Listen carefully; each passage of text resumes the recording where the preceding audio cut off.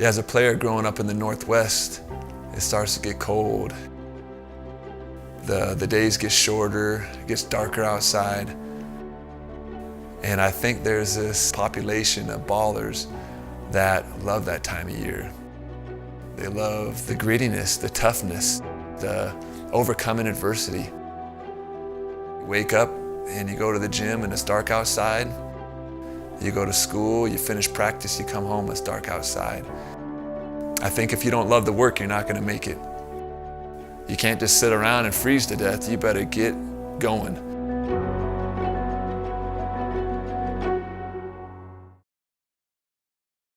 Gonzaga was generally about 4th or 5th in the league, and then it all changed.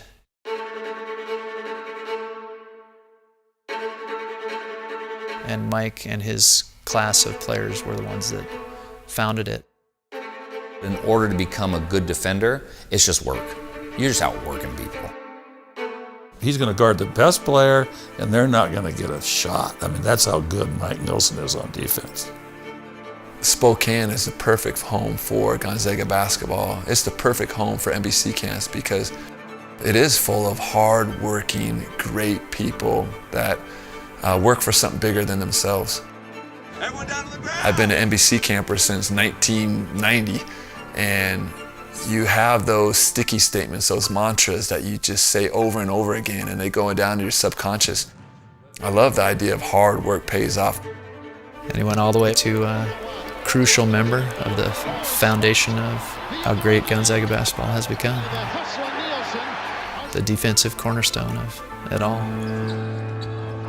I've had the joy of knowing and coaching literally thousands of kids, and probably one of the all-time greats is none other than Mike Nilson. A young man on the foul line, coming back home, played at Shorecrest High School right here in Seattle. Went to Shorecrest High School and loved playing basketball there. Mike had a great high school coach named Mark Morris out of Shorecrest High School. I had a great senior year. Ironically, I went to Anacortes High School. Winner goes to state, loser's done. And we were playing his old alma mater. They were down 2 points with about 7 seconds to go. And it was just everything I dreamed about. We were in the timeout, and he says, here's the play. This whole season is riding on Nilson. Shorecrest rolled the ball out. And I didn't even think about it. I just rose up and hit a three. And he shot this shot and ended up winning by 1 point. And it was awesome. So, you see, I go back a long way with Mike Nilson. He beat my high school, and I cheered for him. There's a couple moments that I'll never forget. And that was one because, my dad came out from the stands, and he just hugged me and told me how proud he was of me. He was at every game and flew all over the world, to see me play basketball, and it felt so good to make him proud. And yeah, I haven't thought about that moment for a lot of years. Dads and their sons, boy. And then I got a phone call from Fred Kroll. If you fly over to Spokane, you can stay at my house. I'll cook you this great steak dinner, and I'll get you a walk-on try at Gonzaga. And that was the best news I'd ever heard because I didn't have any other options.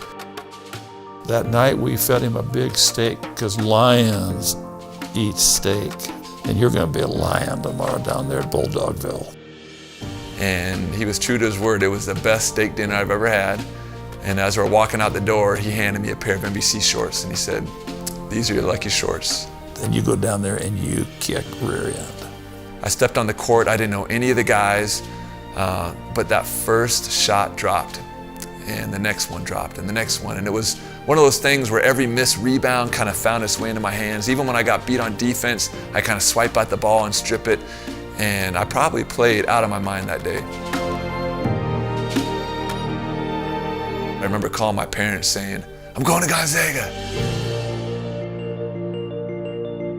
First day I meet this little skinny kid from Portland named Santangelo, and we just were like two peas in a pod. Wherever he went, I kind of was his right-hand man. And what I loved was he loved hoops probably even more than I did. And never really left each other's sides from that moment. So literally, it was the first day on campus. There was a connection that was formed that, you know, still exists today. He had somehow found his way into the key to the gym. And so Friday nights when everyone else was out doing what they're doing, him and I were getting shots up, playing one-on-one and rebounding for each other. I don't know if I would have really made it without him that first year, because not only did he make me a better basketball player, but he was kind of my family away from home. You know, Mike came in as a walk-on. No spot was guaranteed, no opportunity was guaranteed. Walk-on is a tough deal, and it's very, very unlikely that'll turn into a scholarship. Being a walk-on really messes with your confidence, because I keep thinking, well, if the coaches really wanted me here, they would give me a scholarship. You know, what do my teammates think about me? I knew he was highly capable and that he needed to be playing, and I believed that that would come about.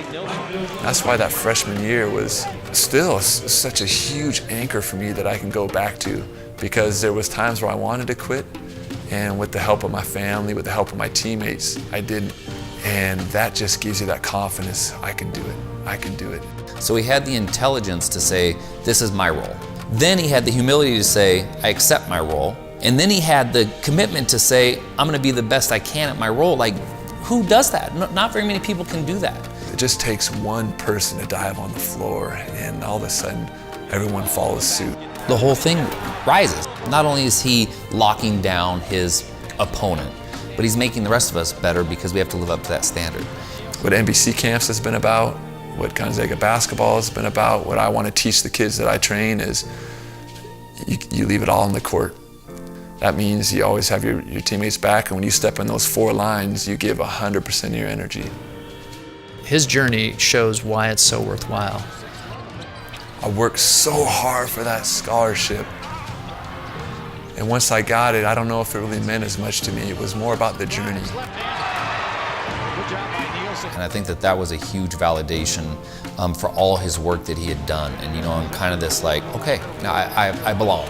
And I think that really allowed him to start to make that next step into more of a leadership role. It was a great carrot. It was a great thing to have in front to work towards. But what I realized, it was about the work. That's what really, I think, got me from being the walk-on to being the scholarship player to eventually making it in the starting lineup, is when I was comfortable being me. You can't be comfortable if you haven't put the work in. When it happened, it was a godsend, and we were thankful. Nilson found a way to impact the game in such a positive way because of his defense. Fine, if I got to go stand in the corner on this end of the floor, I'm going to do everything I can on this end of the floor to make an impact, and that led to the Defensive Player of the Year award. It just goes to show you the power of a team. You don't have to have 5 Michael Jordans. You don't have to have 5 of the best players. You have to have 5 guys that really give their all and contribute to what the team needs. Oh, what great hustle! And then you got to look at the progression of Gonzaga basketball. There's always a Mike Nilson. He was the prototype. Now Gonzaga, the coaching staff, can always point to these team, blue-collar guys that really make the whole thing go. Nilson has been all over the offensive glass in the last 4 minutes since he's entered this ballgame. Young man from right here in Seattle, Washington. Once again, fighting.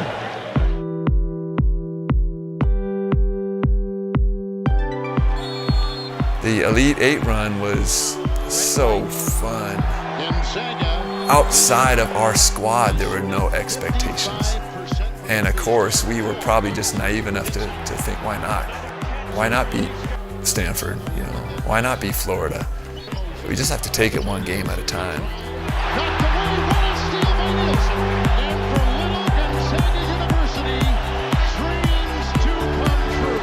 Florida, a number 6.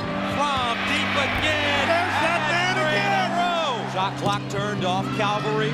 Hall, 8 to shoot. Hall, the runner. Loose ball. It's good.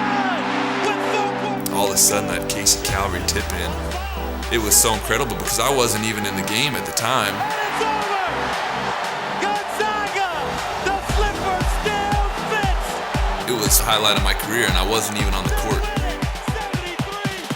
After we had beat Florida, as we were walking off the court, I look up and I see my parents, and they're both crying, and I just fist pumping, and I could feel the tears just right up here. It was just such a good team feeling, where it didn't matter who hit the last shot, it didn't matter who scored 20 or who played. It was just about something bigger than yourself. I remember first game at West Coast Conference, tournament, our senior year. They were right there at the peak of the season, and he's such a key player and so important, and a nanosecond. And then this injury happened. And his season's over. I tore my Achilles, and I was so disappointed and heartbroken, and I spent the whole West Coast Conference tournament and the whole NCAA tournament, I watched from the bench, on my crutches. He could have been really depressed, he could have gotten really discouraged, and he didn't. But guys that have great character and great inner resolve to never quit, fight through those things. But in his mind and the outward perception, it's like, we just keep working. We just keep working. We just keep working. And those habits were there long before the injury happened. Matt Santangelo, he brought the whole team in together, and I'll never forget this too. We're all there, and he looks at every single one of the guys and says, we're playing for this man right here, and he pointed at me, and I could just feel this bond, like what a huge gift to be able to have all these guys that you love and respect and been through the battle with rally around you and give you a West Coast Conference tournament ring and a Sweet 16 ring. So that definitely bonded me with those guys for life. And the people we had here, they just made my life just so much greater. What else can you say, but it's been the best time of my life. That ability to take adversity head on and the ability to put a positive light on it, and that optimism is really kind of at his core, what he is. I love all of those hurdles that I've had to come over, because now when something comes up in my family or my work life, you have this quiet knowing that you can make it through anything. I always admired his heart, his work ethic, and his love. And those three together are probably a little bit invincible. And I think if you can master those skills, it's even more important than mastering a crossover, a jump shot, because those are the skills that are going to take you and make you successful in life. Just never give up. And not that it's going to be easy, but who wants easy, If it was easy, it wouldn't mean as much. Final seconds tick off, and the Bulldogs of Gonzaga will make history. This will be their first NCAA tournament win, and a capacity crowd is on their feet.